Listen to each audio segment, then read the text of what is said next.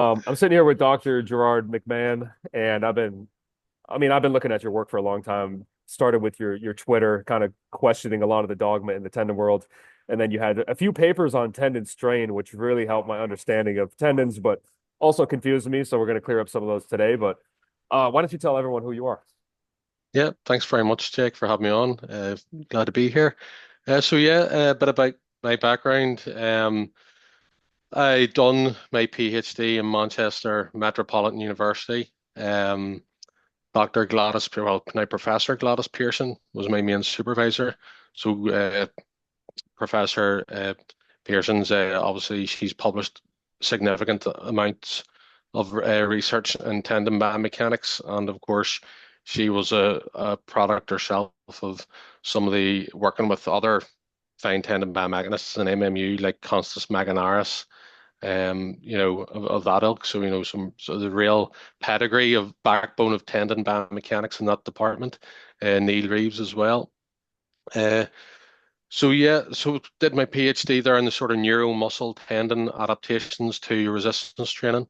Um, and alongside that, I've sort of always worked with high performance and elite athletes as well. Um,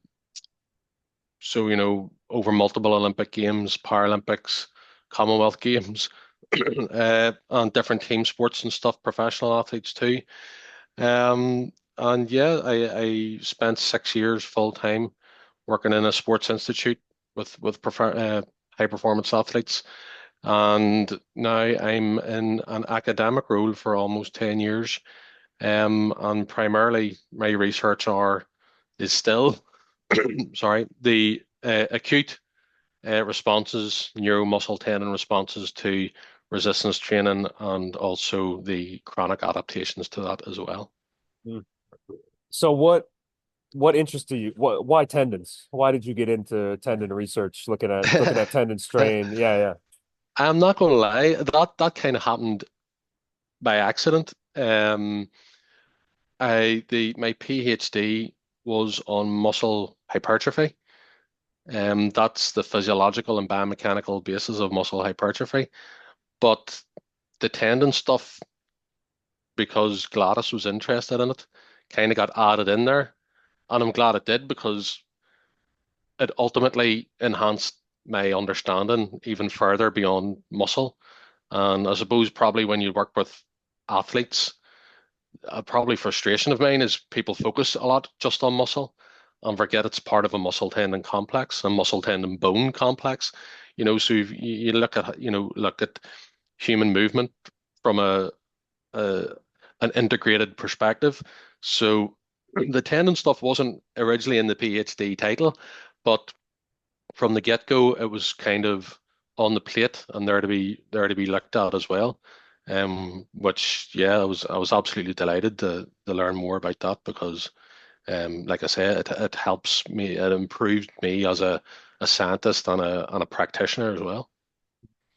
So it was kind of by accident when you started, like, if you could go back to what you thought of tendons at the time, there's a bunch of things actually, I got my undergrad and master's exercise physiology, and the education on tendons was like nothing. So like, Yeah. they might even say it's like in inelastic structure, and it's just a stiff thing that transmits whatever the muscle's doing to the bone for movement, and like that's it. You got a paragraph of education, and in 5 years, and you're good to go. Where were you at when you first started with tendons? What did you think of them?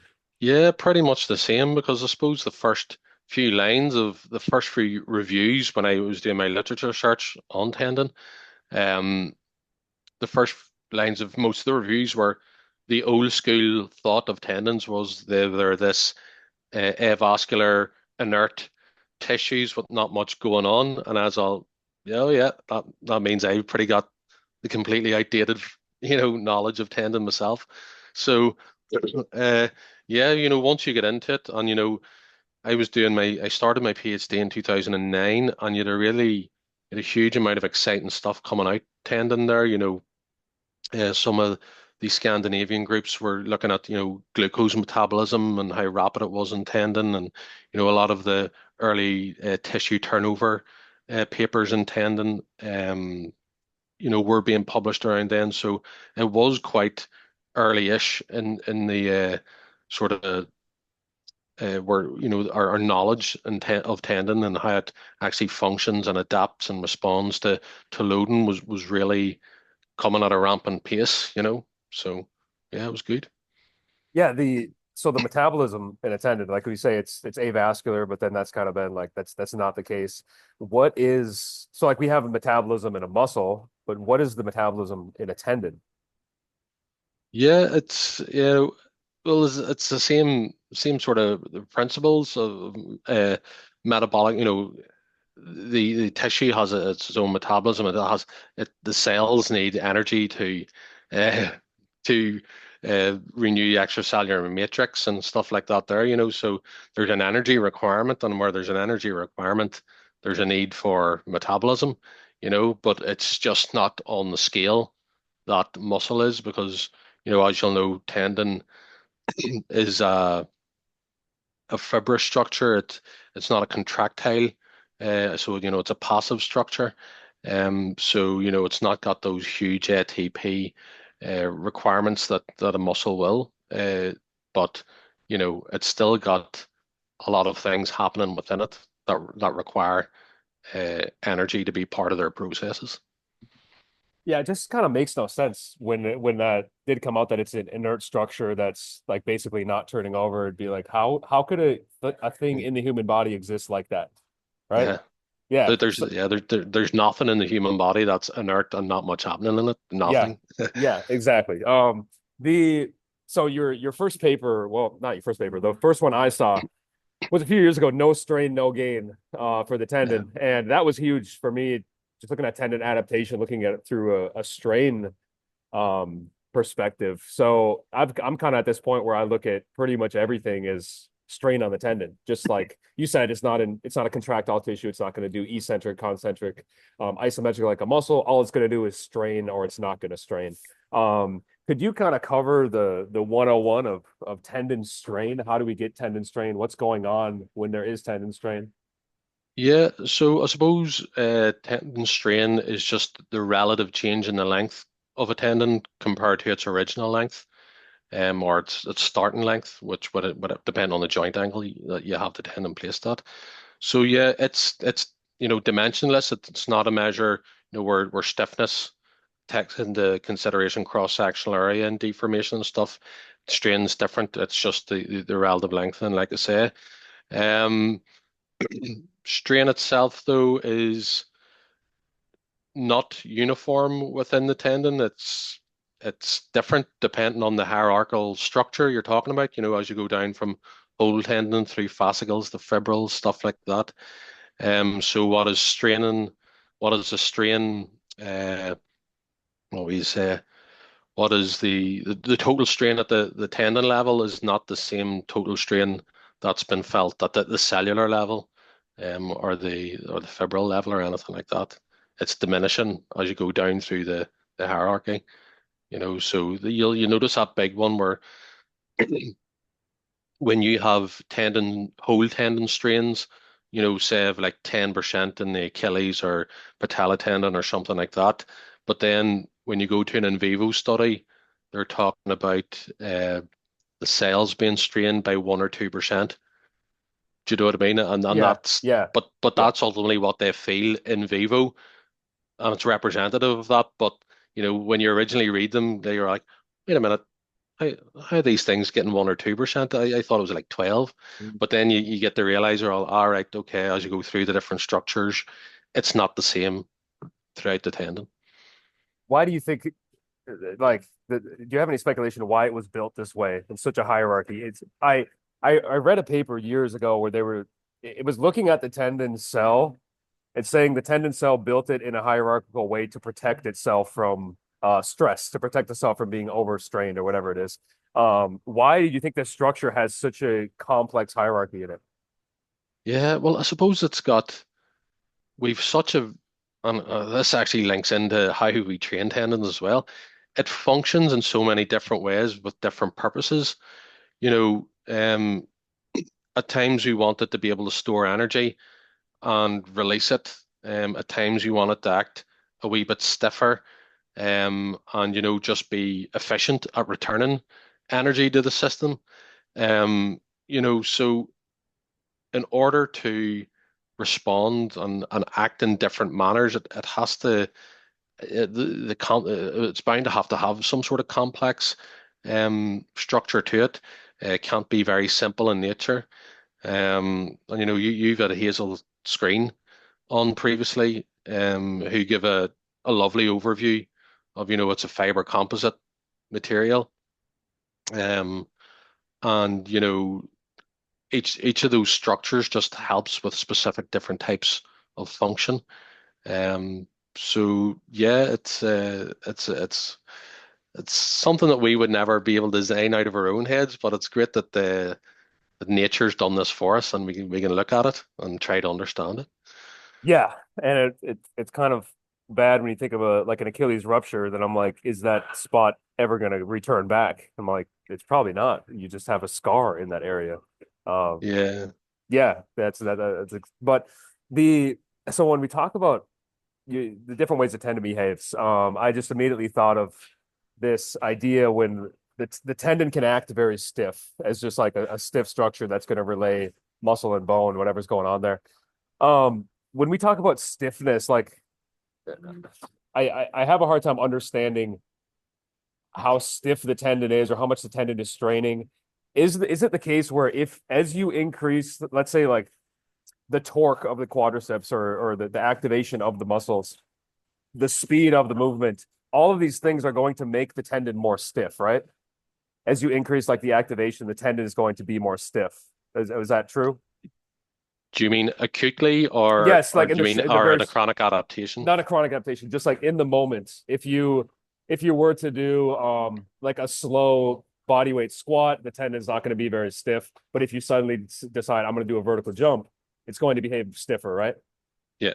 So, but also that vertical jump compared to the body weight squat, the vertical jump is probably going to see more tendon strain. Is that also true? The vertical jump. Versus a slow Yeah, like yeah, body weight like squat. Yeah. yeah, peak strain will be higher, So likely during the jump. I'm Yeah. like, as you increase the speed or the effort of the movement, the tendon is behaving stiffer, but it's also straining more. So it seems to you get what I'm getting at. So I'm like, Yeah. why is that the case? Is it straining because it literally it cannot become stiff enough, and that's why you're getting this length on the tendon? It doesn't because is it behaving stiff because it doesn't want to extend? Um.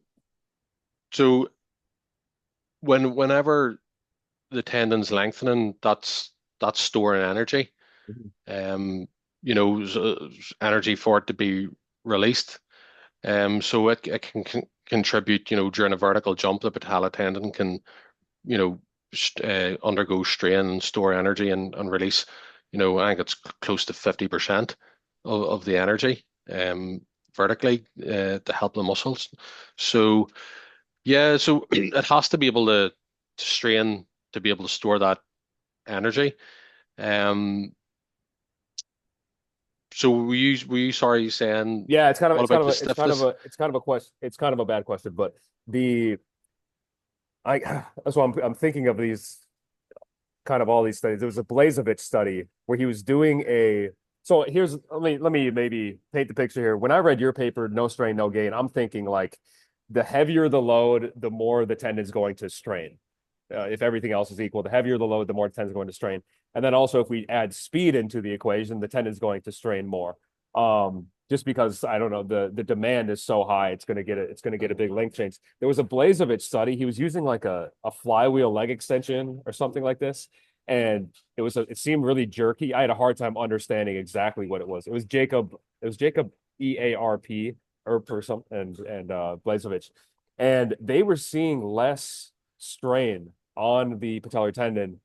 I think as the loads were increasing on this specific thing. So he was getting at that when you do something so sudden and so sharp, the tendon acts like a rigid transducer of load instead of this like elastic structure where it's being compliant and storing and releasing energy.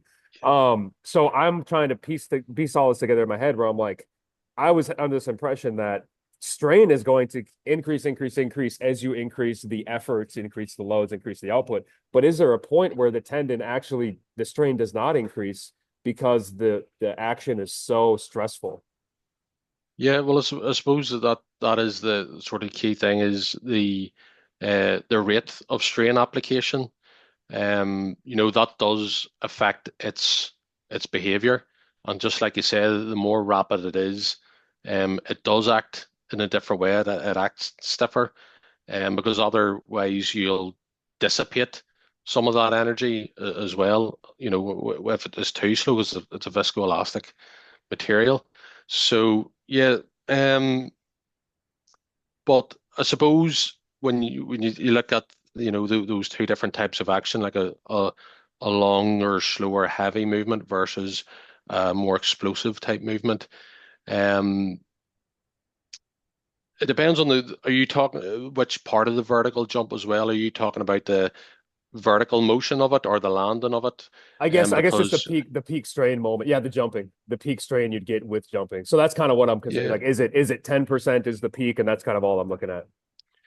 yeah, yeah, because it depends where you're looking at, the pig strain, because a lot of time the pig strain will probably become on landing, because you're under gravitational force and body weight, and that's accelerating your body weight, and you get high peak landing strains, um, so more so than the probably the propulsive phase, because you're on a downward motion, and the muscle is and the rotation around the bone is straining that tendon longer. But um, so it kind of depends on which part of the motion too. But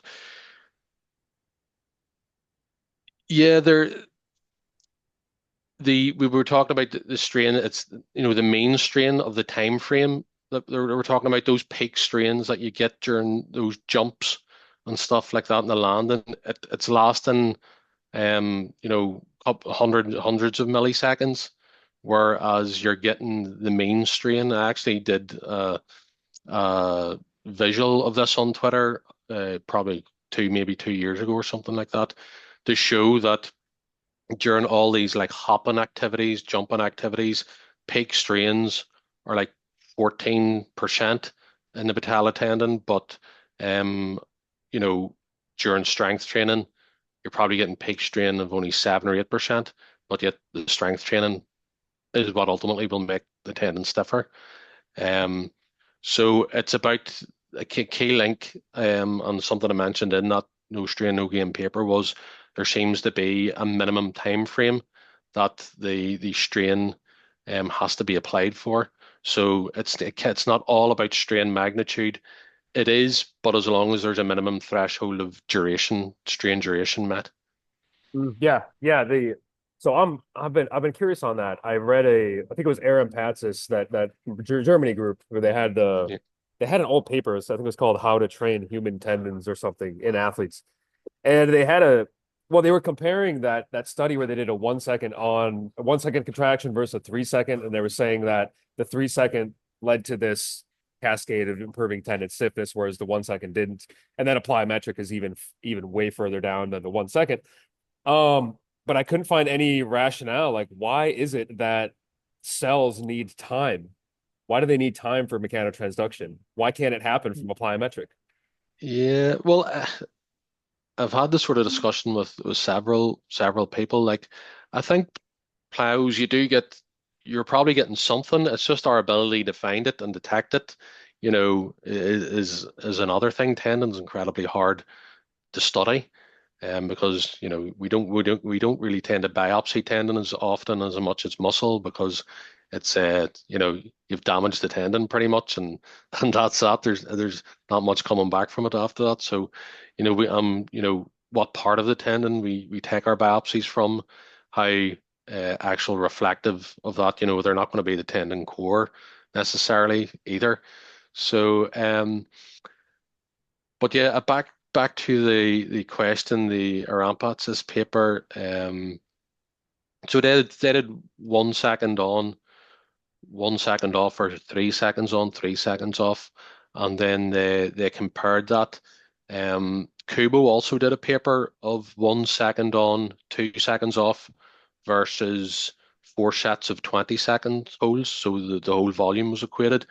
And again, they found that the 20 seconds was much better than the 1 second. In fact, the 1 second didn't see any stiffness adaptations at all. So going back to the original question again, probably Hazel, I think Hazel Screen would be a good one to ask this because personally, I think it's just to do with the original uh, when that force is applied through the tendon, it is some of that sliding and rotating of fascicles. Um, Ultimately, it takes a little bit of time to filter down through the matrix to actually get to the cells, which are going to be the ones that are going to respond to that strain. So I think it's literally the strain finding its way through that hierarchical structure down to the cellular level takes time.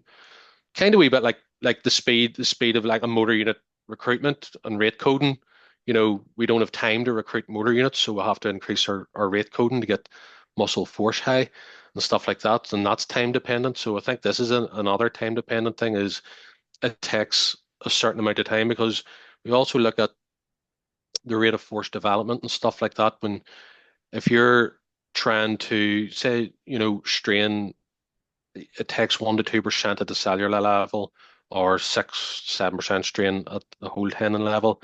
When we're developing that amount of strain, it usually takes quite a high percentage of our MVC to apply that strain. You're maybe 80-90% of MVC.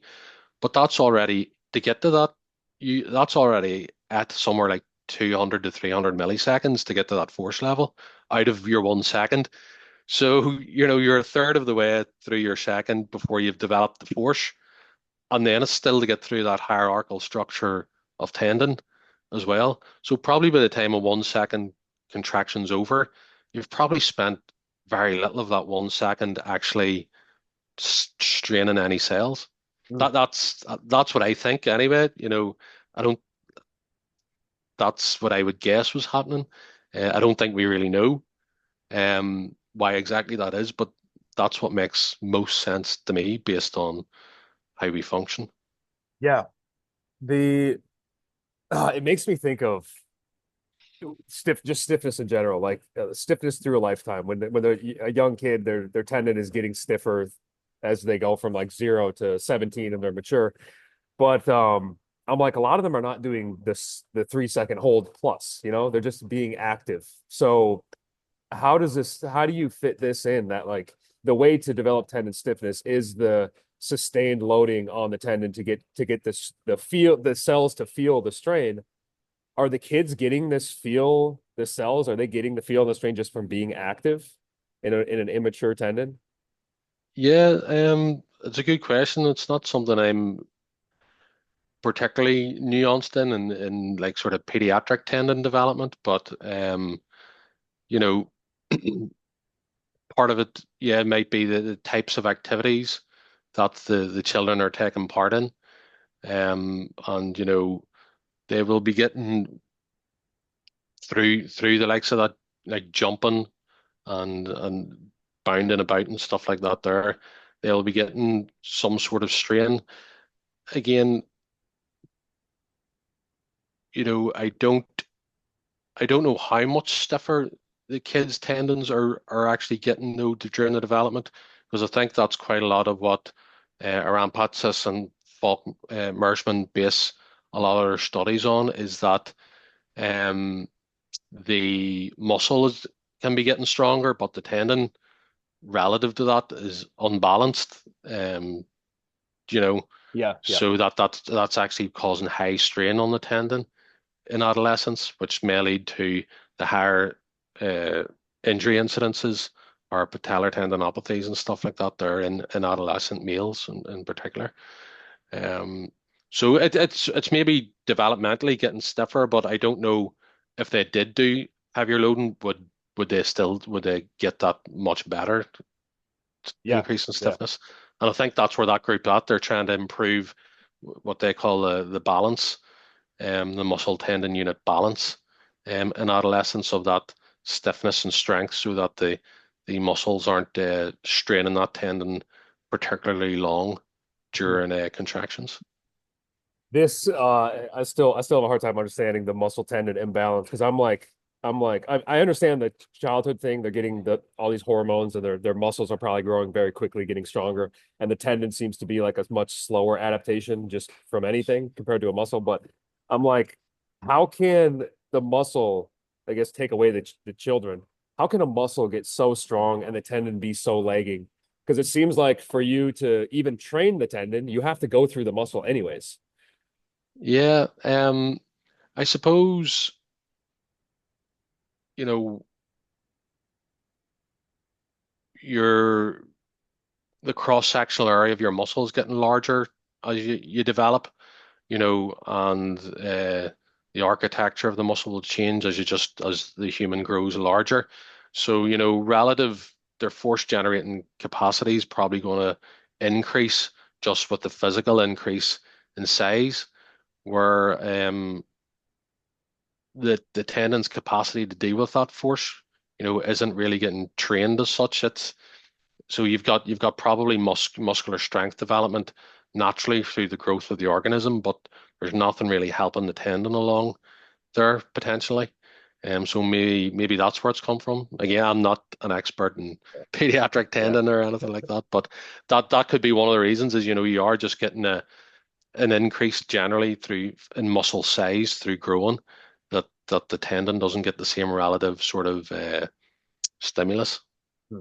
Yeah, then I guess that one study they had with the kids where they did they were doing like squats with a bench and everything and it's just weird exercise. But Yeah. they saw a pretty good gain in stiffness and I think symptoms as well. So I'm actually going to talk to Falk in a couple weeks here kind of about his study. But you said Better earlier, man than me. yeah.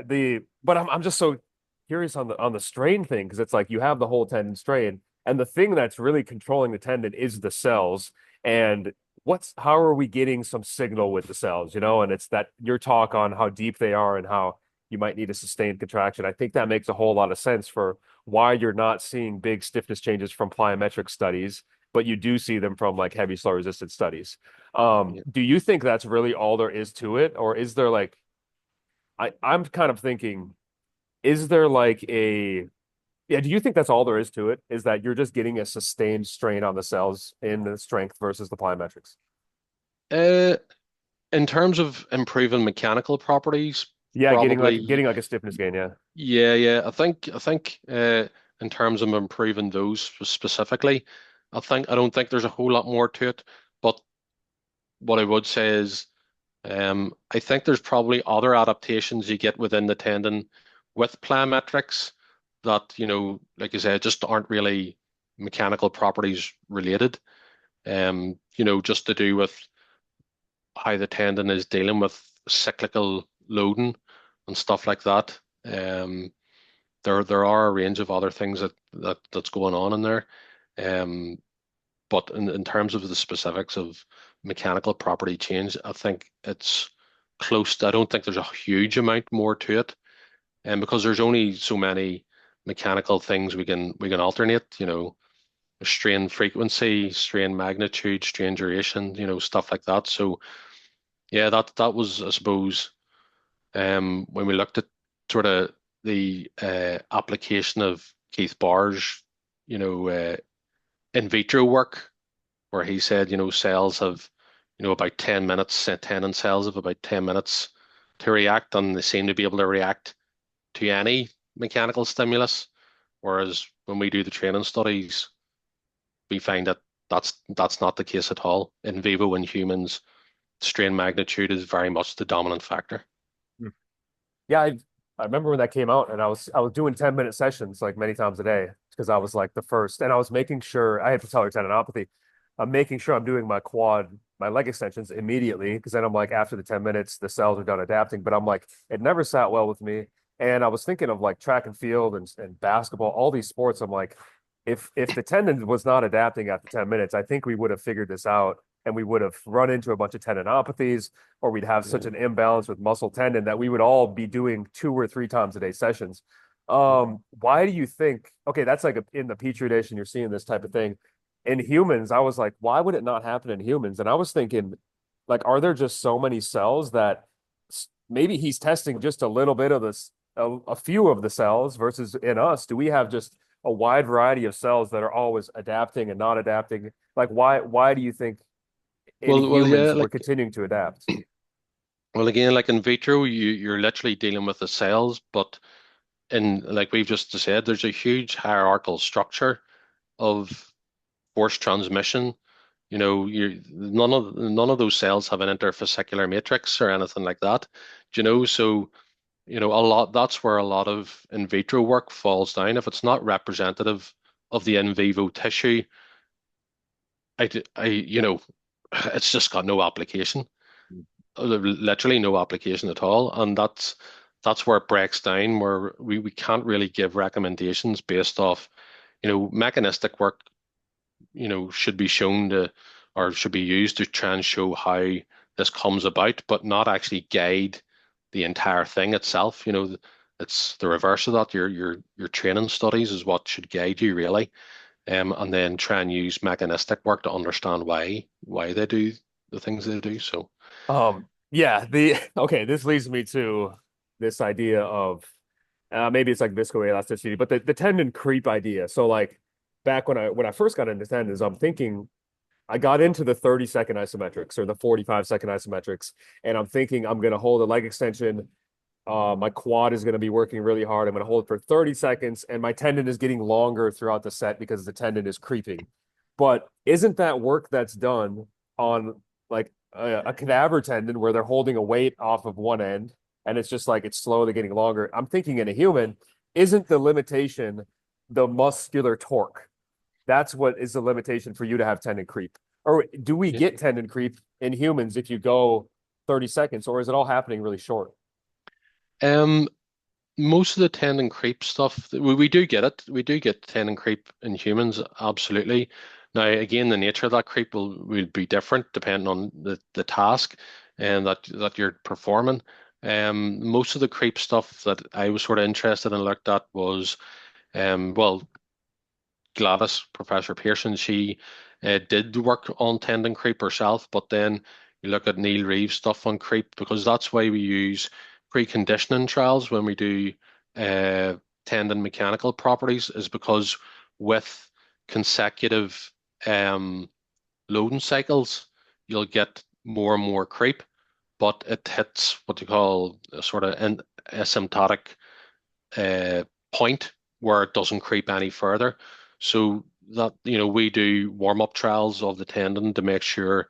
Now, you would be doing a warm-up anyway if you're going to do an MVC. It's not as if you wouldn't do a warm-up for an MVC, but it's the same idea. It's for the muscle, but for the tendon, is that you do preconditioning trials because you do get um, creep with consecutive loading cycles. So, but I suppose you're talking about maybe one single loading cycle, are you? About Yeah, exactly. Like if well, let me stay on that. So you're doing those preconditioning. So I was thinking, I don't know if you said it, but if you warm up if you take a person that's cold and they warm up, doesn't the tendon get stiffer through the warm up? Or is it Um, getting, or is it creeping kind of like you said, like is it a preconditioning thing where it's actually getting a little bit longer? What's yeah, well, I suppose again, it depends kind of on what task you're doing. But like you say, because creep is under a constant load, it's lengthened to a constant load, but during warm-ups and stuff, you're loading and unloading the muscle and tendon at various rates and by different amounts and stuff like that there as well. So it's a bit hard to say exactly what's happening due to X, Y, and Z. Um, Again, I suppose it depends on what sorry, what activity you do. Whether a tendon will maybe increase in stiffness. I'm trying to think of some of the studies that done look at this. And I looked at them more from a male versus female uh, angle, but um, I think that the after doing like calf resistance training, there was no change in stiffness in males, and there was a slight drop off in stiffness in females, if I remember correctly. So there seems to be a bit of a maybe a sex-based thing there. Um, but yeah, uh, it's one of them terrible Yeah, scientific answers. It kind of depends on everything, yeah, what specifically we're looking at. yeah. But so go back to the creep thing. You're talking about the preconditioning where you like the cyclical loading. If you hold like you hold an isometric, I don't know if you could see this by getting an ultrasound on the tendon and seeing the length change.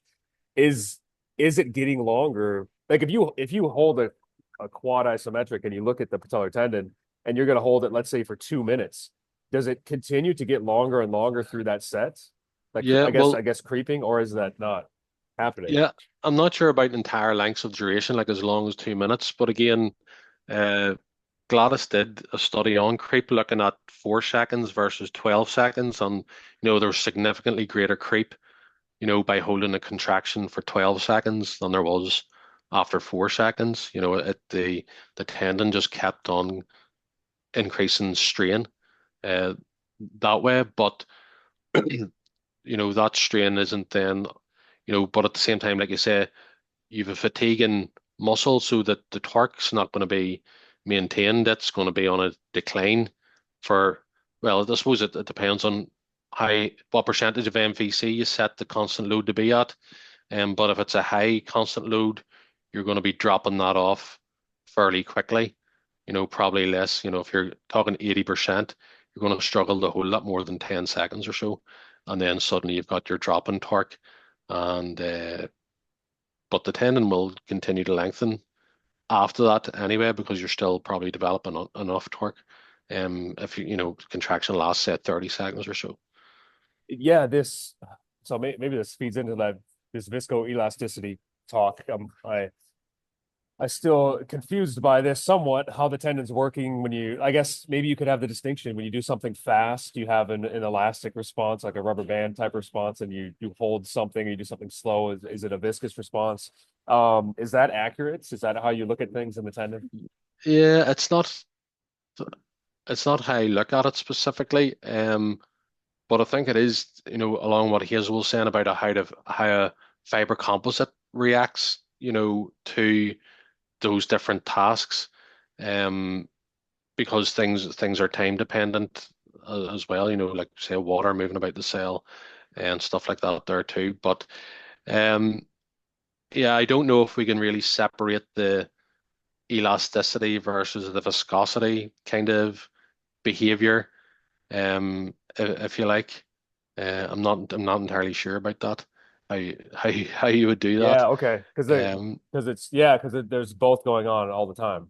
yeah, yeah, they're simultaneously happening, and you're just measuring, I suppose, via ultrasound and the probe, the sort of gross outworkings of all of that.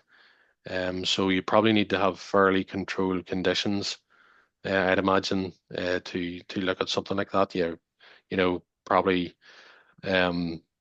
mechanical testing of an animal tendon or something like that there. Yeah. The so I've okay. When I want to take something like just strain, like looking at tendon just from a strain perspective, if you did something, let's just say a vertical jump, 10% strain, peak strain of the patellar tendon at whatever point, if you did a slow squat, 10% strain at the peak strain at the patellar tendon at whatever point, what do you think are the differences internally that's happening? Is that strain comparable if it's a slow, heavy move versus the strain you're getting from a very fast move? Um, like internally with the tendon, Yeah. is it more elastic in one sense? Is it more viscous in one sense? I don't know about elasticity again and viscosity, but to me, that this ha there seems to be, in my head anyway, a sweet spot for tendon strain. Um, if the movement's too quick, it do, the strain just doesn't get to the cells, or it doesn't really get there for any length of time, or maybe any sort of real magnitude either before it's unloaded again. If you strain an average strain, like in an average, so if you squat, you're probably lasting a good few seconds to perform a squat. So the average strain during that 4 seconds, will probably be high. You might hit your 10% peak strain, but on average over that 4 seconds, it could be maybe 5 or 6% strain. Um, but versus a 10% peak strain in a jump that's lasting, maybe a couple of hundred milliseconds. Um, so to me, there seems to be potentially a sort of sweet spot where if it's too quick, it's not seeing the strain. If it's maybe somewhere between, nobody's looked at 2 seconds, but so it's, between 1 and 3. So say 3 seconds upwards for a while, that that is going to be effective for getting the strain to the tendon cells. But I suppose like Hazel discussed with you as well, everything relaxes eventually over time as well. So that strain that is there is dissipating with more time too. So to me, there's probably a sweet spot of maybe, I don't know, 3 to 12, 15 seconds or something, where you've probably got a window of opportunity because it is linked to the muscle and what torque the muscle can produce too. Um, where you're probably going to get the highest strain. So it makes sense to me to cycle strains or yeah, cycle high strain in those sorts of time frames. If you're so you have that, well, that time, I don't know if you'll stick to that time frame, but like 15 seconds is like you're going to get some pretty good strain.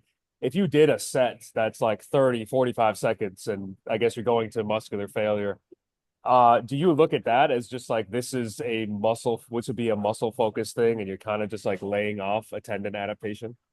Yeah, yeah, like because, and I think you probably get the tendon adaptation because you went through the first 15 seconds of Oh, that even under high force anyway. okay, You yeah. know, I'm not entirely convinced, certainly for healthy tendon. Listen, I know there's differences between what people do for tendinopathy versus healthy tendon.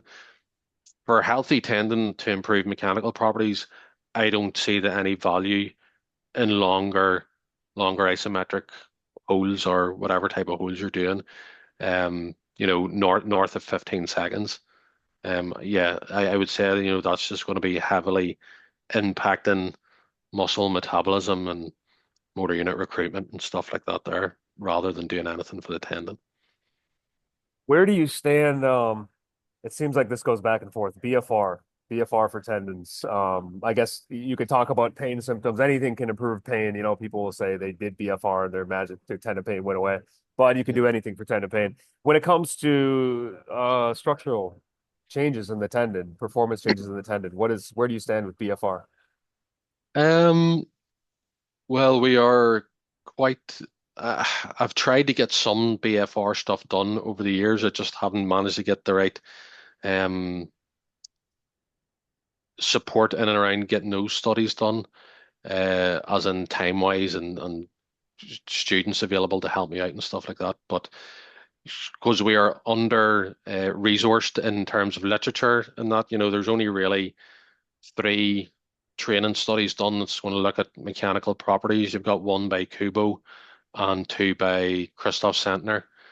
Kubo looked at the patella tendon and Sentner looked at both the Achilles in one and the patella in the other. Um, so there seems to be you can get possibly cross-sectional area changes. Um, Potentially with BFR, I was quite surprised to see the center paper.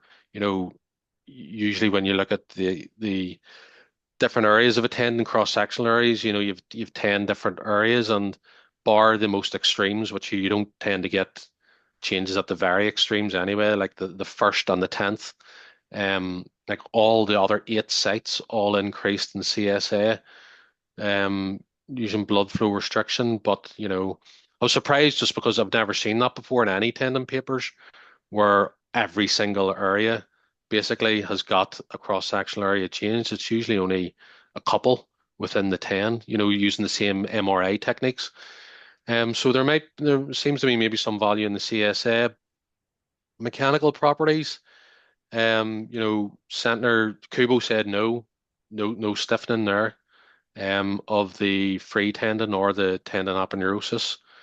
Um, and Centner said or found that it did increase stiffness.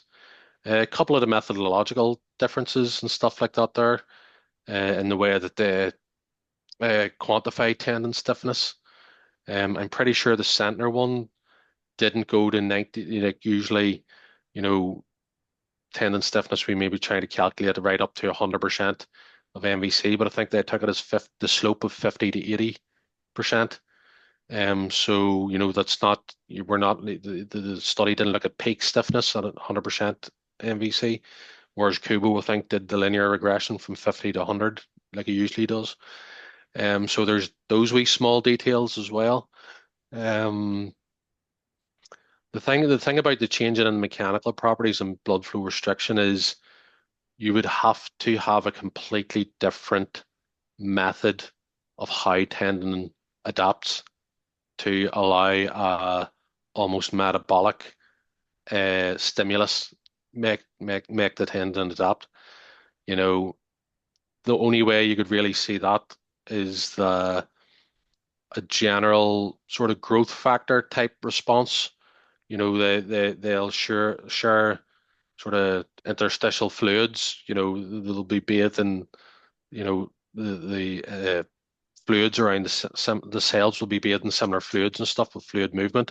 So unless those growth factors are present from the muscle end and help, then you still IGF-1 and stuff like that there is pretty important for a tendon too.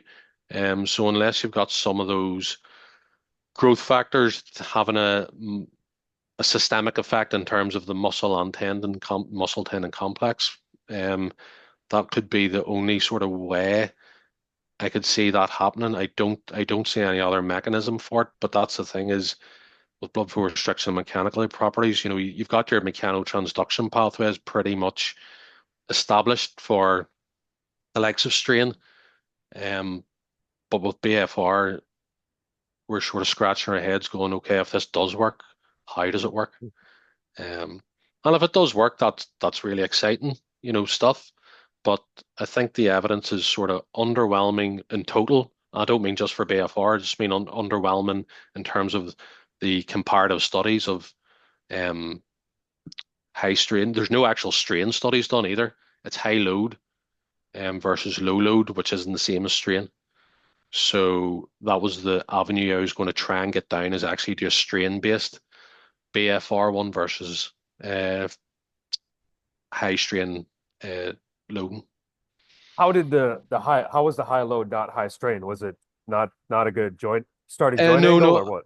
no. I'm not saying that it was necessarily because you can have the total amount a tendon will strain will be related to its stiffness.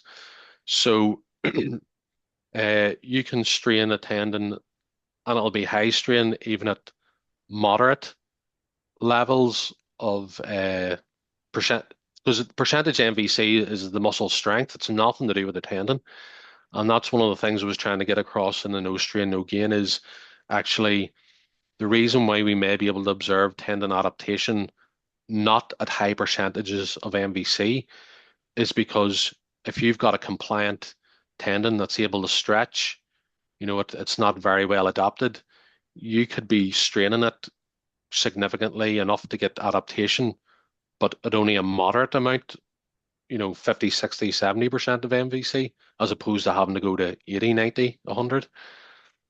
Do you see what I mean? Yes. How are some tendons more stiff and more compliant like that? Well, it's to do with their training history, I suppose, and stuff like that there, and there'll be genetic differences in how people's tendons are different. But yeah, it'll come down to the adaptations that they've inherently brought. But if somebody's completely untrained, they're not going to have well-developed mechanical properties likely of their tendons unless they've genetically quite good. So that's what I mean when you're untrained or relatively untrained. you may not need to go to those high percents of your MVC to necessarily get sufficient high strain to Okay, yeah. adapt. Yeah. Yeah, so you could train with the I guess that tendon stiffness paper, the systemic review was like the heavier the better, right? For like I don't know, was it that Kubo paper? But you're saying if you're really untrained, it's like you don't even need to go heavy. You can train much lighter and get an adaptation with your tendon because it's straining. Is it straining so easily?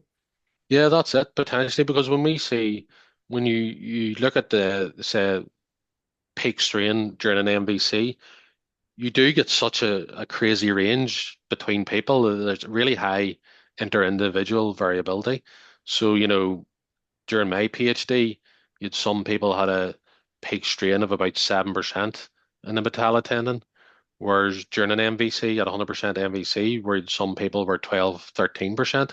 So those 12, 13%, you know, to get a strain of maybe 8% or 9%, that's probably going to get, 60 or 70% of their MVC is going to get them there because their 100% is way up at 13.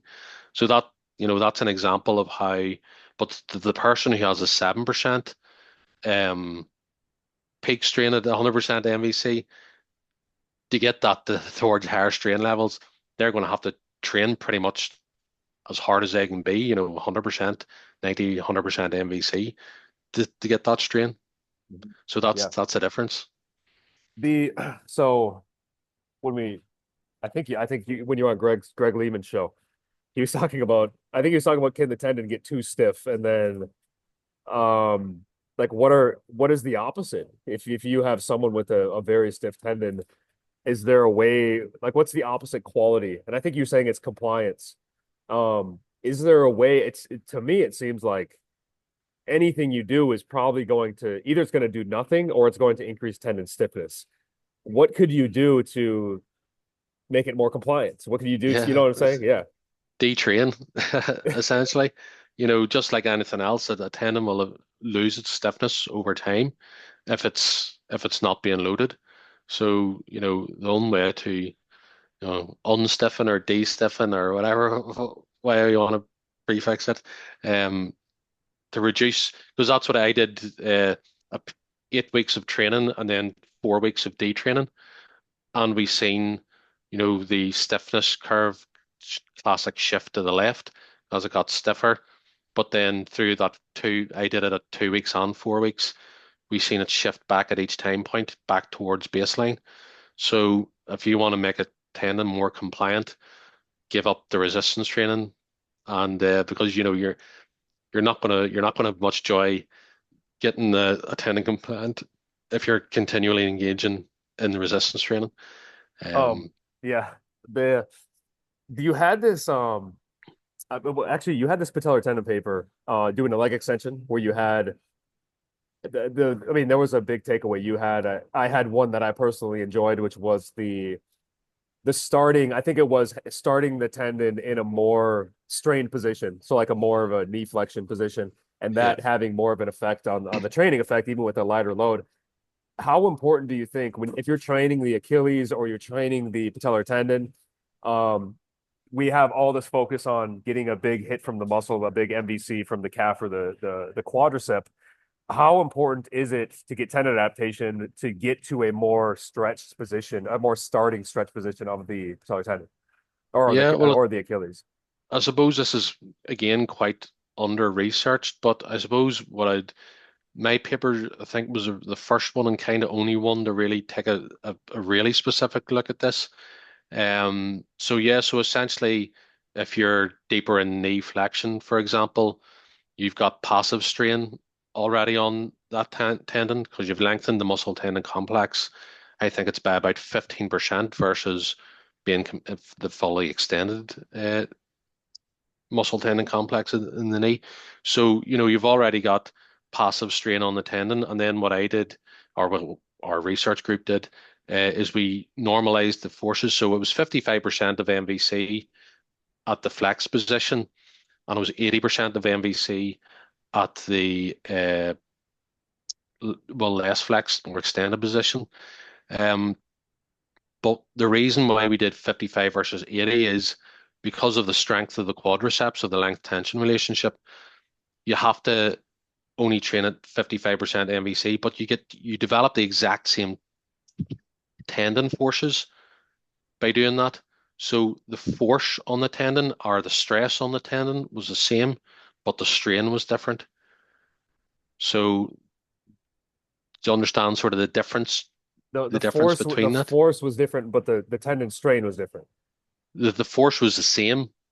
The forces at the tendon were the same, Yep. but the strain was different because you'd passive strain Because you pass it. lengthening. Okay. Yeah. Yeah. Yeah. So yeah, that essentially what it does is it isolates the stretch away from the force.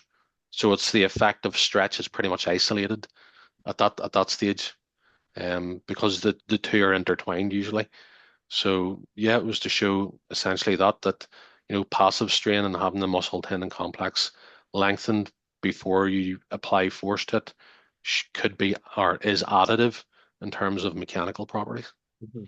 So it's kind of like an easier way to get tendon adaptation. You just go to a more stretch position at the start. Yeah, yeah. Yeah. I mean, like, it's sort of one thing I don't get asked about too much, but it seems a really great thing that if you tell somebody, hey, just put your knee in a more flexed position and use half of your maximum force capabilities versus you having to put 80% in at a more extended position.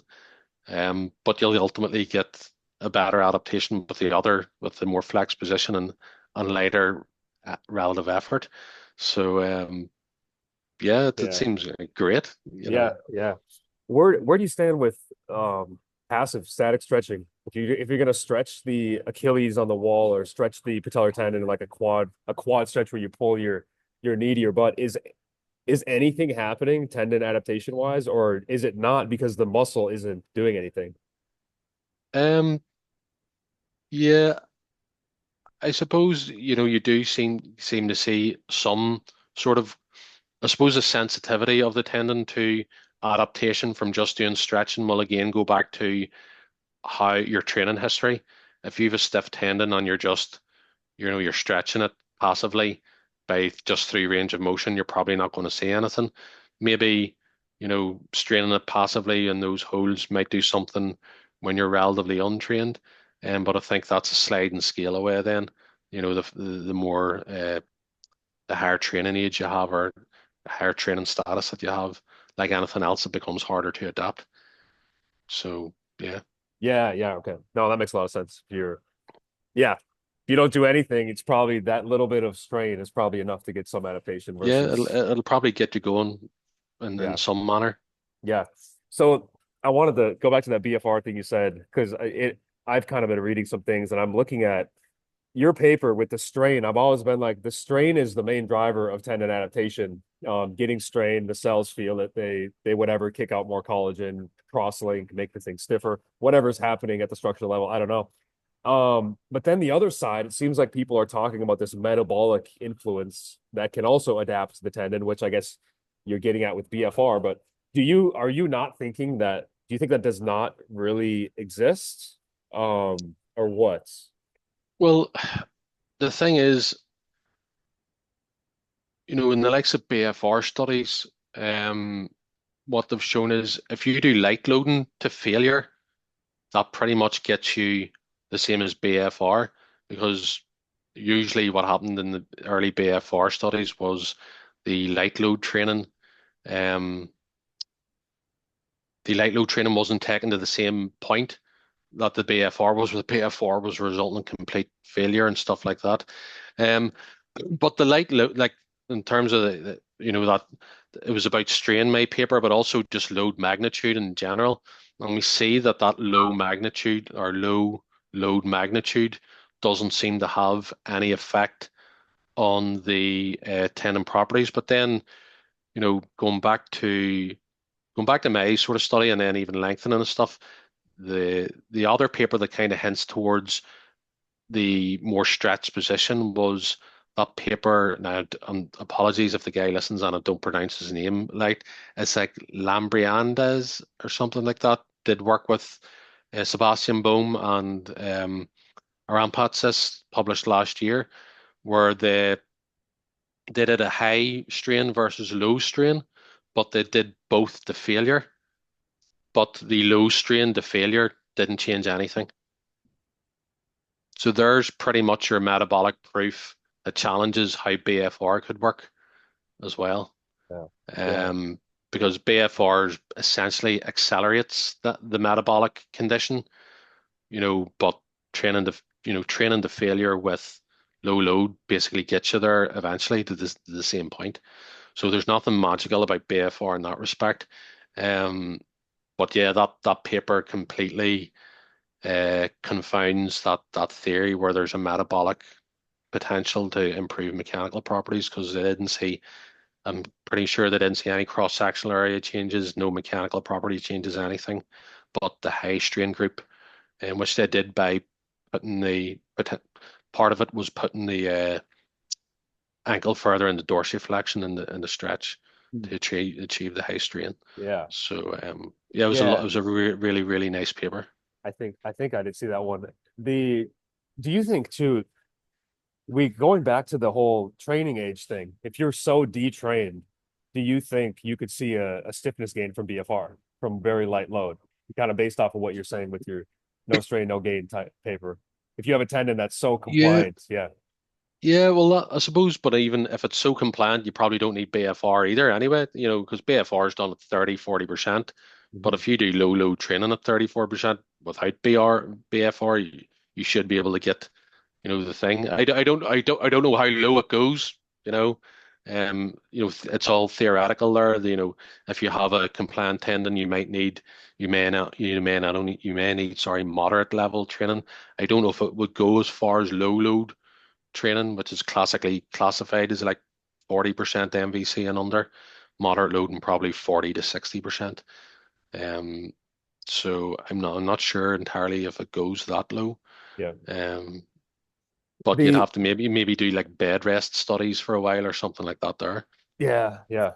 Um, so a couple more I got for you. I told you 1 hour. We're a little bit over, but two more I want to ask on tendinopathy. I saw on so I was trying to see when you get tendinopathy, they'll say some tendons get more compliant, and this was work in the Achilles, and then they said some tendons get more stiff, and they were talking about the patellar, but they were using ultrasound in the Achilles and I think shear wave elastography in the patellar, and it's like these are not comparable things. Could you kind of go into your criticism of this? And then what do you think of when a tendon gets tendinopathy? How are the if you want to comment, I know you're not a pain guy. Yeah. What are the structural changes with a tendon? Yeah, well, I suppose with tendinopathy, the structure becomes very, very messy. Do you know what I mean? You see quite a lot of disorganization in the cell structure. Um, I suppose now I'm not an expert either on shear wave elastography, but there's tendons and ansiotropic material, which means it's fibrous and the fibers are aligned. So when you're doing shear wave elastography and those waves are propagating along those fibers, the fiber alignment is important for how the measurement essentially. So possibly with the fibers being absolutely all over the place in tendinopathy, I'm not entirely sure if that affects the validity of shear wave elastography. Possibly, I'm not sure. Um, but the big difference for me, aside from that, is shear wave elastography is done at rest, and we assess tendon mechanical properties through ultrasound during underloaded conditions. So to try and take the context of a tendon stiffness from an unloaded state and then apply it to how it responds under deformation of load, it's not a good thing. I don't I you know I don't that's if I'm going to hang my hat on wanting to know something from a measure, I'm not going to want it my tendon at rest because you know you do a tendon changes. it's got stress strain curves, everything with load, and until you measure it, you don't know what it's going to look like. So trying to take shear wave elastography as a measure of stiffness completely at rest to compare or try and have some sort of idea about how tendon responds to load. I don't think you're on the most firmest of footings with that. Yeah, yeah. You had this. Yeah, for a couple of years I was kind of like, oh, the patellar gets stiffer and the Achilles gets more compliant. But then I think I saw your criticism, and actually there was a good exchange a couple of years ago on Twitter. I don't know if I think you were involved too. There were a few guys, and I was getting educated on shear wave elastography and the how the when you're measuring it, it's like the speed of the wave, and then the tendon is loaded in a certain manner with the fibrils, and I don't know, you're measuring it. How do you know you're measuring it in a way that it's going to actually respond? So a lot of criticism on that where I was like, well, I kind of jumped the gun thinking that I could take that at face value. You had a paper with Joe Cook recently. Male tendons are from Mars, females from Venus. Interesting paper, like kind of summarizing all the sex differences. What do you take away from that in terms of training, practical training for males and females? Should it be different? Yeah, well, I did a paper about when was it? About 2018, maybe 2019. The male comparing males and females, the muscle tendon complex, and the relative changes. In fact, yeah, the relative change in tendon properties between males and females in that study was exactly the same. So, like the overall quantification of uh, adaptation was the same, but what I showed in that paper and what my supervisor, Professor Pearson, showed in one of her previous papers was um, that females' tendons seem to get a vast majority of their stiffness increases at lower force levels. So versus males, which tended to uh, seek at higher increases in stiffness towards the top end of the force elongation curve. So the nature, while the exact overall stiffness increases were the same, the actual two ends of the force elongation curve where they've seen their greatest changes was actually different. How that affects training prescription, one may lead you to think um, that for females you may need to do some heavier loading potentially um, to tap into that portion of the force elongation curve because essentially if a lot of sporting actions are taking place up there, but you're not getting the same increase in stiffness, maybe there could be some performance improvements to be made there. But we didn't establish that by any means either. That's just a potential outcome of it.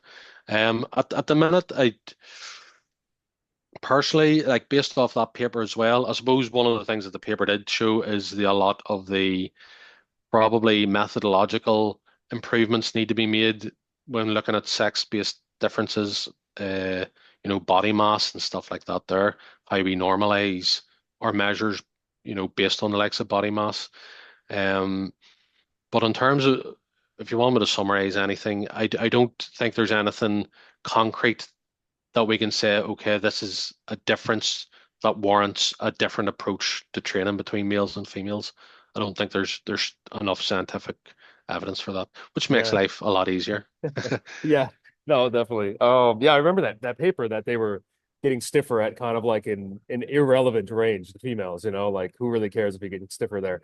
Yeah. And that speculation. But then I'm looking at like, well, if you look at an acute like Achilles rupture, I don't know that it wasn't like a 3-to-1 male to female rate of this happening, and then even like tendinopathy.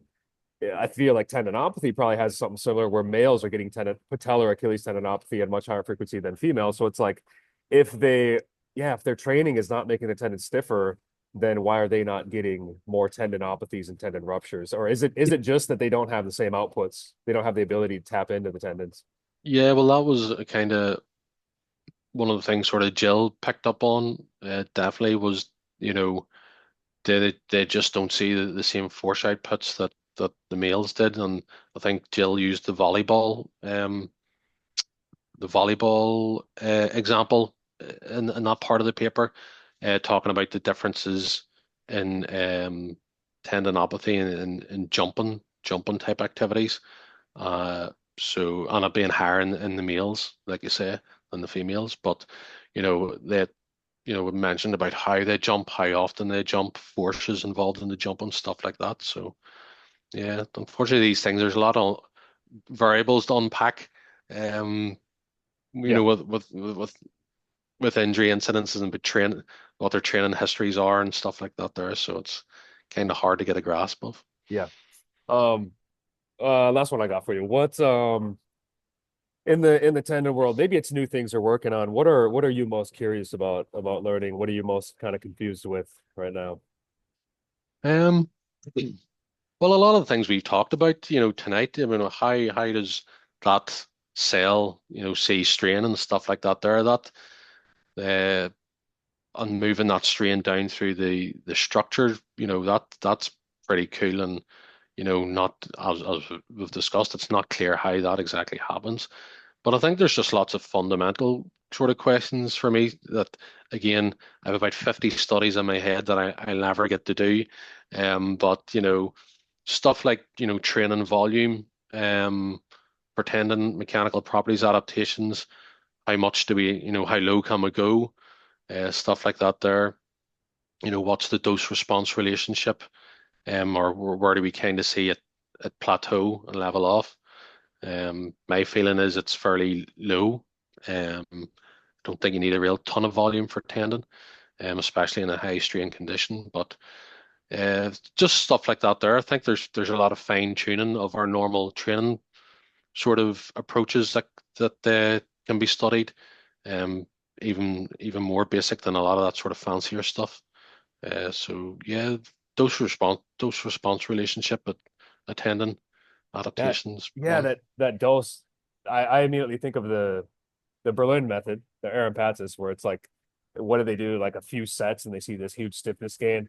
And then I think of that the Kongsgaard patellar tendon paper, where they were doing 3 times a week. I think 4 quad exercises, like super high volumes, high reps too. So like probably Yeah, lower strain, and seeing big. I don't know if they measured stiffness, maybe they did, but they did a biopsy of the patellars and saw this increase in fibril density. So, um, yeah, the volume. I've talking to so many people, it's like I think you have people that are such a fan of high volume approaches and they think yeah, something is happening with the tendon. And then you yeah, have people that are like low volume and maybe there's more evidence of the low volume approach. But I'm like, I don't know, what's the right thing? What yeah. does it Well, I what suppose. does it need? Yeah. That's kind of where I'm at and why I'd like to do like a training dose response relationship study. But yeah, I think probably as well, most people are primarily concerned with volume around the muscle and the tendons just along there for the ride for whatever the muscle's doing. If they're doing high volume for maybe muscle size or strength, stuff like that, the tendon just ends up along for the ride in the middle of all that. I don't know how many people maybe train specifically high volume for tendon, but I tend to stick to just 2 to 3 sets, sort of 5, 6 reps under high strain, Yeah, 3, 6 seconds. You know what I yeah, mean? yeah.